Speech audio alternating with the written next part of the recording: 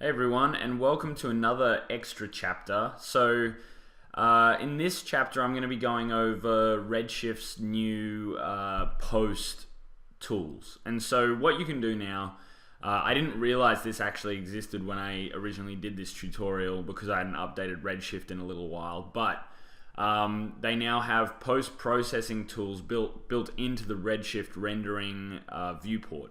And so, I can end up getting quite a solid result without having to go to Photoshop and do all those tweaks and things that I did in the original chapter. And so this is a really powerful tool because we can update it and adjust it while we're rendering and make tweaks and adjustments as if like they're post-process sort of tweaks, like flares and blur, blooms and color management and stuff like that. So as you can see here, this is the original render.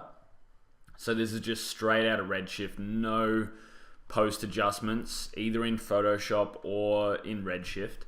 And then this is just using Redshift post processing to just tweak it around a bit. Now I did this really quickly, so like it's a little too saturated. It could be balanced a bit better, but you can see the amount of power you have to really adjust your renders and hopefully make them look more appealing. So I particularly like this bloom slash I think it's called streak setting that you can add to like light sources in your scene. So you can see here we're getting no sort of bloom on this foreground branches, which doesn't really look very realistic. But once you influence that and implement those settings, you're starting to get some overexposure behind the branches and it's bleeding through. And I really like that sort of effect, and it's really cool that Redshift has implemented this. So I thought I'd just go through the settings really briefly just to give you an idea of how these tools work and how you can make your renders look better using these tools. So I'm just going to close this. So here we are in Redshift, and all you need to do is over here there's a cog. So you pop that open and we got all these drop down menus. You've got this enable post effects checkbox, which is really important because it allows you to see where you were originally at and see if you've strayed too far from your like original look that you were going for. And then apply to file output. And so yeah, when you're saving, that just allows you to keep that keep these effects on the output. So unless you want to do, like, you could do it as a mock in here and then take it to your exterior software, your 2D software, whether it be Nuke or whether it be Photoshop, and then do all your tweaks and stuff in there. So yeah, so there we go. So to begin with, we got color management. This is pretty stock standard. You've got your custom, linear, sRGB, all that sort of stuff. I'm just going to keep this as default for now. That's all I'll really talk about, the color management drop down. Then you got LUT. Now, I'm not that familiar with LUTs. All I know is like LUTs are used in film to give a color grade which looks the same, which helps make the film look similar across the board, but also gives it like a certain mood. And a really cool use of LUTs is probably in the Matrix. Where when they're in the Matrix, it's blue, I'm pretty sure, yeah. Oh no, maybe it's the other way around. I think it's either a green LUT when they're in the Matrix, and then it's a blue LUT when they're outside of the Matrix. And so when you're watching it, you don't really notice it, but once you're told that, you're like, oh yeah, I can really feel a difference between the two areas. And I'm assuming they did that to really help drive the separation of these two worlds. So what we can do here is we can turn this on. You can actually buy LUT packages online. Just do some Google searching and you should be able to find them. But if I go in here, you can see I've got this LUT pack. So it's Triune Film LUT Pack 1. And you've just got a bunch of movies here. So you got Zodiac, There Will Be Blood, No Country for Old Men. And so what we can do is, if we're like, oh, I wonder what Country for Old Men would look like in this sort of natural environment, and just click on the look and click open. And this is the sort of grade that you get. Now, depending on what file type you're using, you might need to apply color management before the LUT. So if we click that, you can see it just brings up the blacks a little bit. And then you also have this LUT strength slider, which adjusts the intensity of the LUT. And yeah, I tend to, like when I'm doing renders like this, I tend to just go here and I'll click through a few and just see what sort of results it gives me, and whether or not I like them, or if I feel like they bring anything extra to my scene. So yeah, you can see that one's adding a bit of contrast, bringing through some more yellows, more oranges. But there was one, I went through a few of these, but I found, actually let's try Nightcrawler. So Nightcrawler, when I think of Nightcrawler, I think of it being very blue. It's all at nighttime, the shooting of it. And if I hit open, there you can see we're getting a much more blue contrasty result there.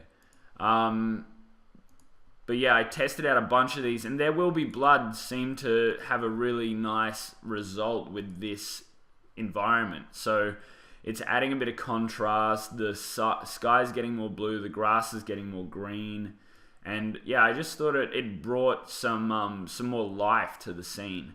So these can be really powerful, just to like overall like add a grade to the scene that you're rendering. But yeah, I find them really interesting to play with.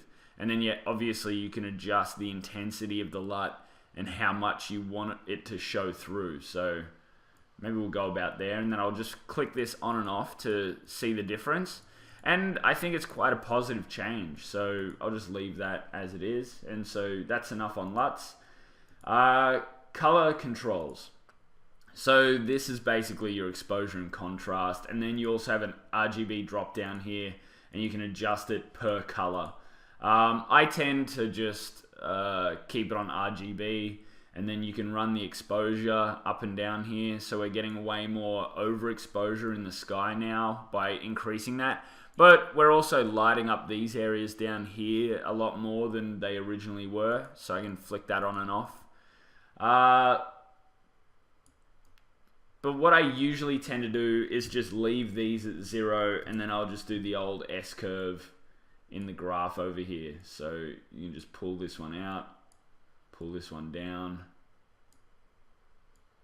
and then that should give us some more contrast and also a little bit of extra exposure. I might also expose up a little. You just do it depending on the result you're looking for. It also just comes down to personal preference, so yeah. All right, so I think that's better, because the atmosphere I have in here is quite strong. So I could reduce that and re-render if I felt the need, but also adjusting the exposure kind of helps bring out some more details and reduces the thickness of the atmosphere a little bit. Maybe I'll reduce the contrast a bit as well. See how that looks.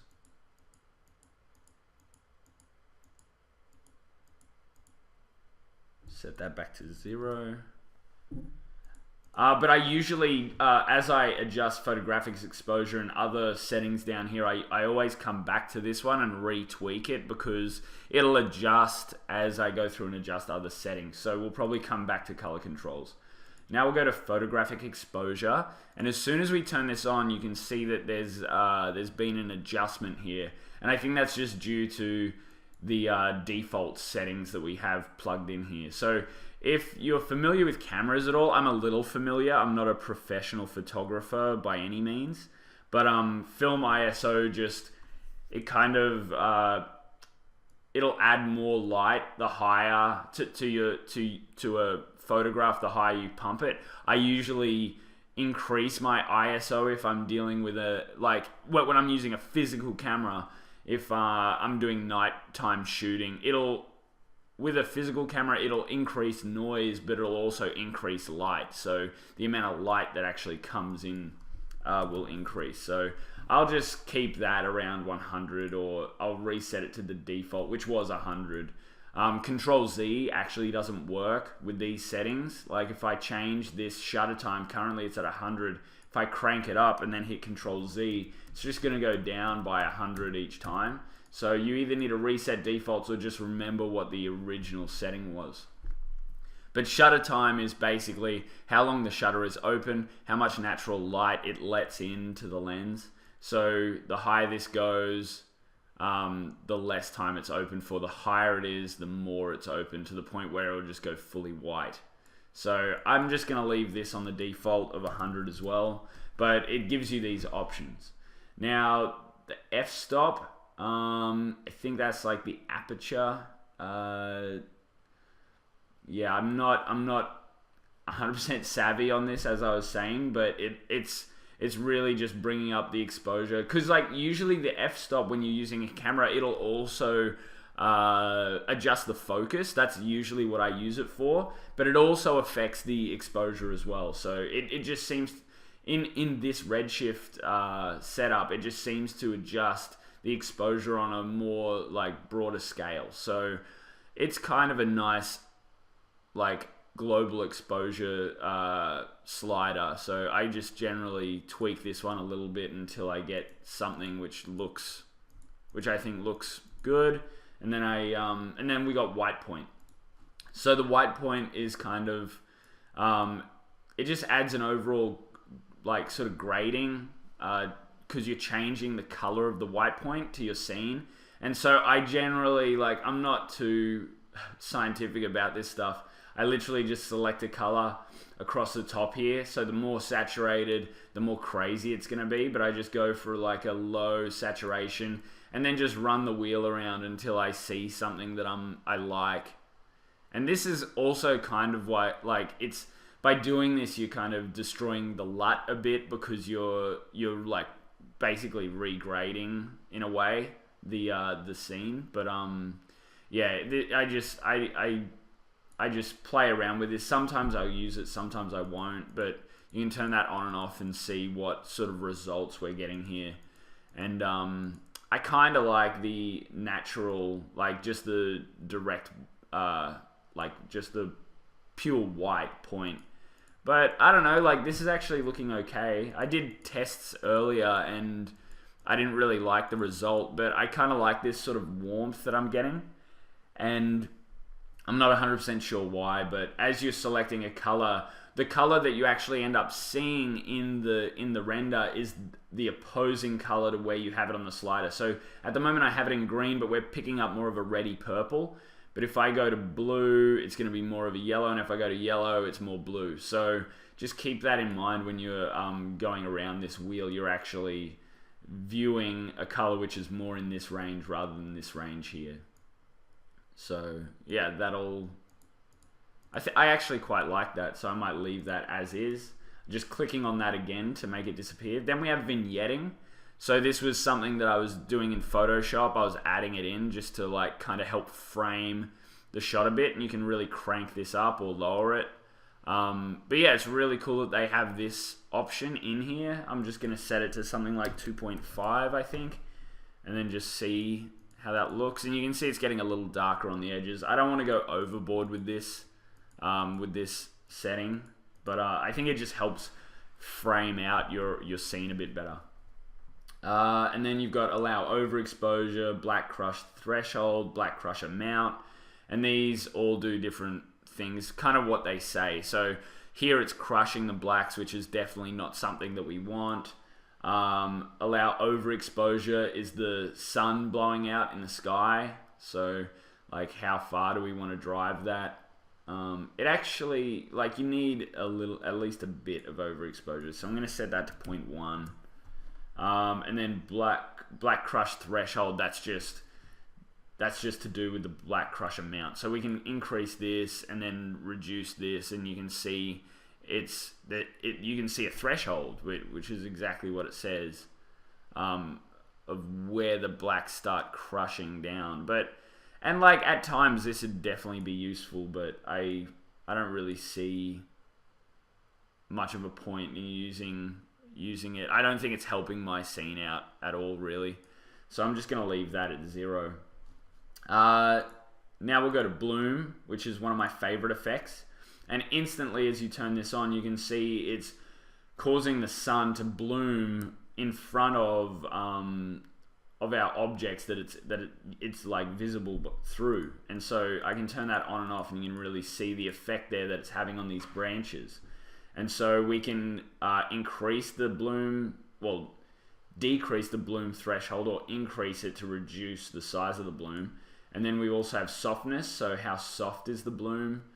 All of these are very, like the names kind of like say everything. So then we got bloom intensity, and it's just about balancing this out to get what you want. And then you can also add a tint.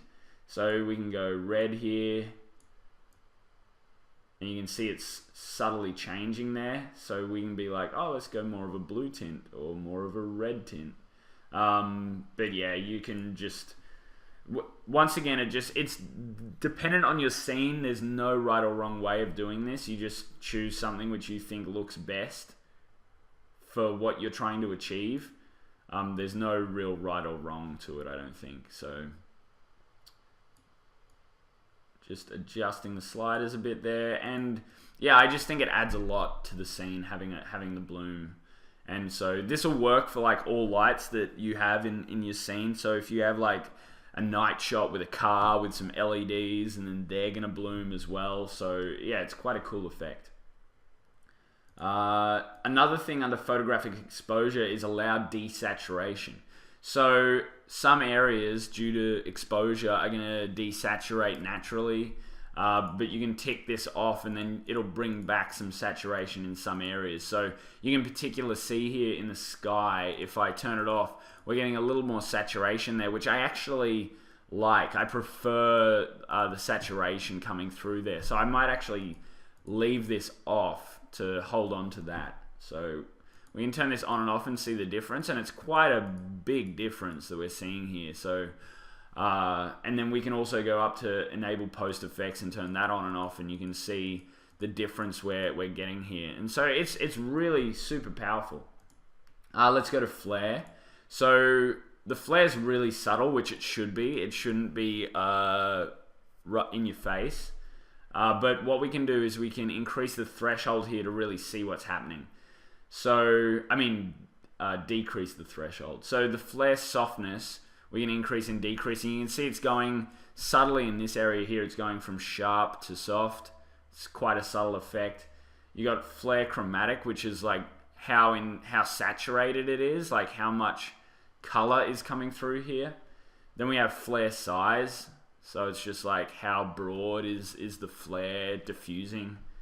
And then flare halo, which is the ring around the flare. So yeah, once again, this is really subtle. So and you generally might not want to add this, but I'm just adding it to this just so you can see what it's all about. But yeah, we can increase the intensity, and then we can reduce the threshold again. Let's increase, and so you can really crush it down here if you just want some little flecks of flare on your lens like this. So by increasing the intensity a lot, but also decreasing the flare threshold, you're getting some nice, like some little flecks of light here, which kind of add a nice photographic sort of feel and look to it. So if I turn that on and off, you can see the flare there. And so that's probably too intense, so I'm going to reduce this. Actually, let's bring this down and bring this up, and then let's try the softness again. No. The size. Yeah, so that's making it sharper and then softer. So it's similar to the softness, but it's just acting in a slightly different way. I kind of like it when it's sharper because there's more detail there.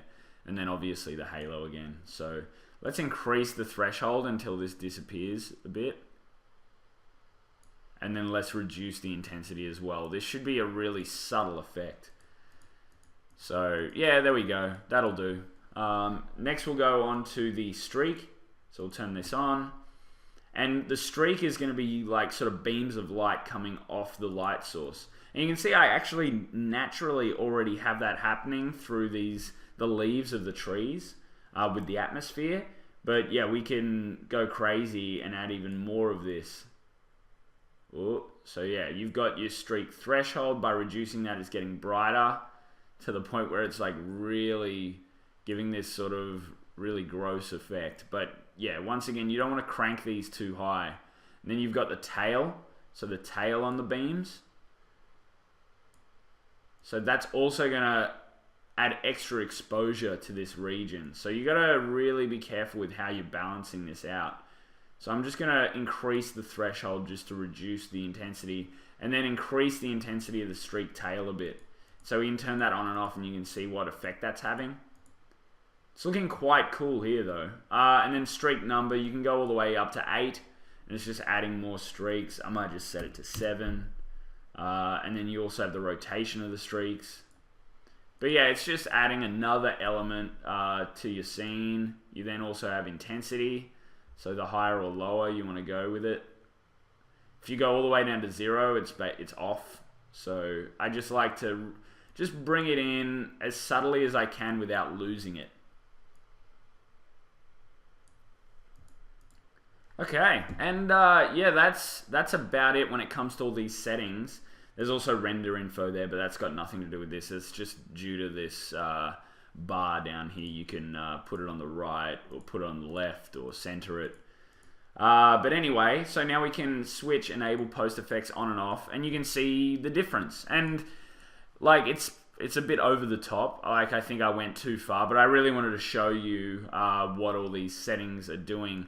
Like the saturation looks like it might be a bit high, so we can go back to exposure here, bring the saturation down to say 0.9, maybe even 0.8, and then see how that looks. Maybe that's too low, so let's go back to 0.9. And then we can go back to color controls and just check our exposure here, make sure we're not going too crazy with it. And our contrast.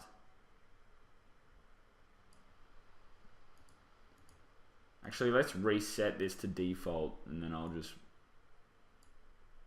I think it was bugging out, and it was actually adjusting the green only. So I had to reset, even though it was set to RGB, so I had to reset to default, and that seems to have fixed it. But yeah, just adding this little subtle S-bend again, which just increases exposure and contrast slightly.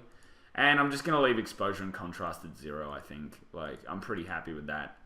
So now we can, once again, enable and disable. The flare looks a little intense, but at the same time, the light source is pretty intense, so I don't mind that. But yeah, it really shows you what you can achieve just directly in Redshift without leaving the software and going somewhere else like Photoshop. So yeah, I hope you enjoyed this extra chapter where I go over these tools, and I hope you can push your own renders further using these, but they're super powerful, and I'm really excited to use these more in the future. So, yeah, I hope this was helpful, and good luck.